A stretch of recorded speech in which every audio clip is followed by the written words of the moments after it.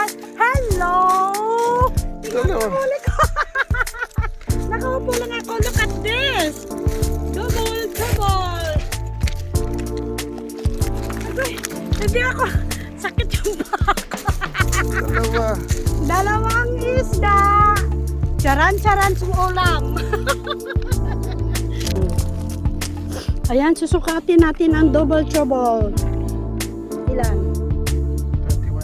21. Dito yan. Tapos yung isa sigurado 21 din yan. No? Ang laki, ang taba nila. Guys, dito kayo mag-fishing.